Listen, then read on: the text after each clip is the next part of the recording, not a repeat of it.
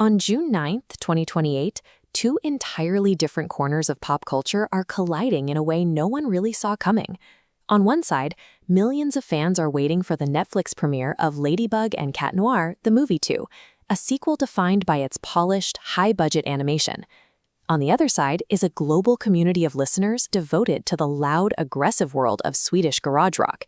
These groups rarely share a space, but because of a single creative decision, they are now sharing a premiere date, forcing a high-gloss superhero world to reckon with a low-fidelity rock aesthetic. Standard animated superhero soundtracks tend to prioritize clean, heavily produced pop. You expect radio-ready hooks, not feedback and distorted vocals. But for this sequel, the production team chose to escalate. They've ramped up the physical stakes and the friction between Marimet and Adrian. So why invite a notoriously chaotic Swedish rock band to define the sound of this high-stakes Parisian chapter? When the threat level hits this scale, a safe radio ballad can't keep up. The story needs a soundtrack that feels as volatile as the action on screen. To see why the filmmakers trusted this specific sound, look at the band's record. For over 3 decades, the Hives have functioned as an unrelenting rock institution. This timeline charts their career from its start in 1997 with Barely Legal to their global breakthrough in 2000 with the release of Veni Vidi Vicious. They maintained that trajectory well into the present, releasing their 6th and 7th studio albums in 2023 and 2025.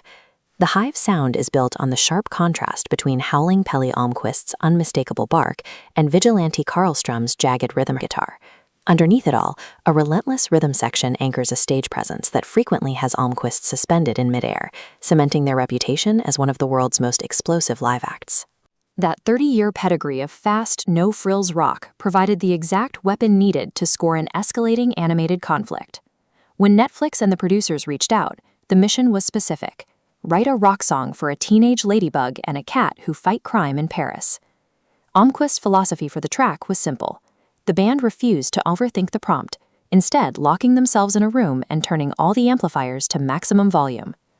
The result is Go Lady Go. At 3 minutes and 29 seconds, it's a blistering garage rock single and the first official track released from the movie soundtrack. Almqvist described the goal as creating a sound that mimics the sensation of swinging from the Eiffel Tower while the city below is exploding. By prioritizing raw volume over a polished pop structure, the band successfully mirrored the frantic nature of the heroes' on-screen battles.